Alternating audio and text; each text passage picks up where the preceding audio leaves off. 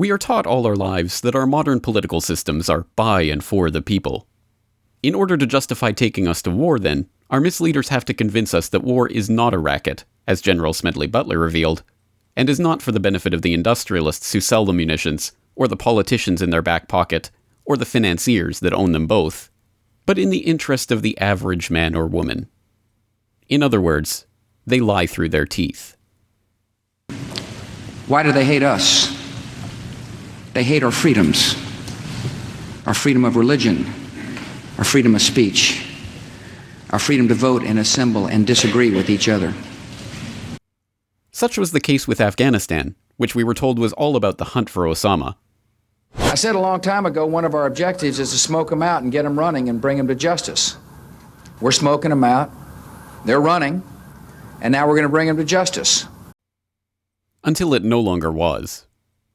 So I don't know where he is. Nor do, I just don't spend that much time on him, Kelly, to be honest with you. Or Iraq, which was all about weapons of mass destruction. Intelligence gathered by this and other governments leaves no doubt that the Iraqi regime continues to possess and conceal some of the most lethal weapons ever devised. Until it no longer was. Those weapons of mass destruction got to be somewhere.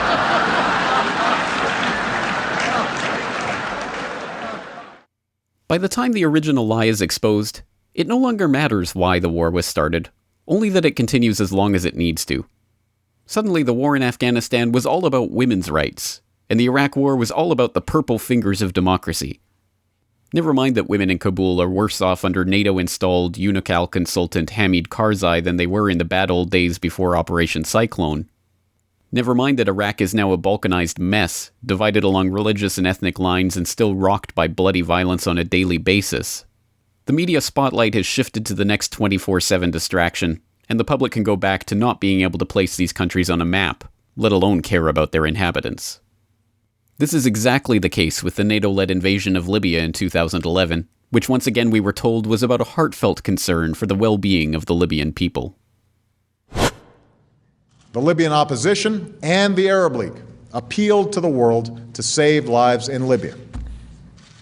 And so at my direction, America led an effort with our allies at the United Nations Security Council to pass a historic resolution that authorized a no-fly zone to stop the regime's attacks from the air and further authorized all necessary measures to protect the Libyan people. If this compassion for the plight of men and women in Libya was so heartfelt, why is it that you have heard nothing whatsoever about Libya in the last 2 years from the same politicians and talking heads who persuaded you that dropping bombs on the country was the only way to save it? Is it because the situation was resolved with the death of Gaddafi, and the virtuous Western-backed freedom fighters have established a happy, prosperous, functioning society of peace and happiness? Of course not. Libya is on the way to becoming a terrorist outpost for possible future attacks on Europe. The prospect has been raised by Libya's former prime minister who came to power following the overthrow of the Gaddafi regime. He recently fled the country, where rival militias run rampant and are in de facto control of the state.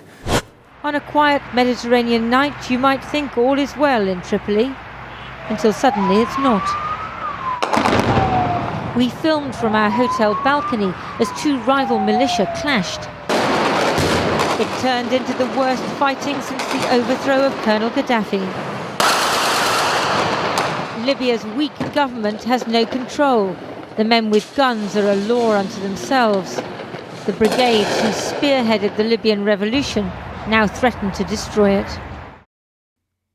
Once again, the public was lied to just enough to convince them that war was necessary to maintain peace, and now that the real mission has been accomplished, and Libya's gold has been stolen, and its central bank has been established, and its AFRICOM-resisting leader has been killed, and it has been established as an operations base for NATO's Al-CIAda mercenaries, they couldn't care less about the lives of the Libyan people.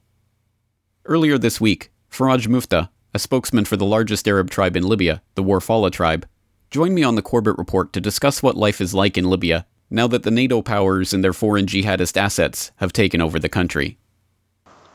Every day you will hear someone kidnapped, military officers kidnapped, any civilian people kidnapped, has been kidnapped by militia. Nobody knows how this story was happening in Libya. From few hours, now from 3-4 hours, just in Benghazi, our friend civilian, he is a teacher for university, has been killed by terrorist groups in Benghazi. And they announced that they will kill anyone against them, from police office, from military, from anyone who is not a member of Al-CIAda or terrorist groups will be killed. You know, this is the truth, and this is the way in Libya now, and this is the new stories now. Muslims Brotherhood members, terrorist groups in Egypt, since the revolution 30 June in Egypt by General Sisi and his group against these groups, they ran away to Libya and they start to make trouble against Egypt and against Libya, from inside Libya, from Derna and Benghazi. And Misrata now, this is the main center for training terrorist groups.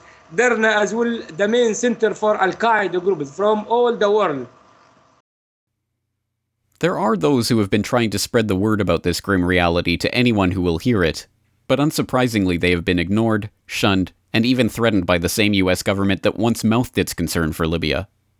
A prime example of this phenomenon are James and Joanne Moriarty, two Americans working in Libya since 2007, who became first-hand eyewitnesses to the bloody war waged against the Libyan people in 2011, and the aftermath of cover-up perpetrated at the highest levels of political office.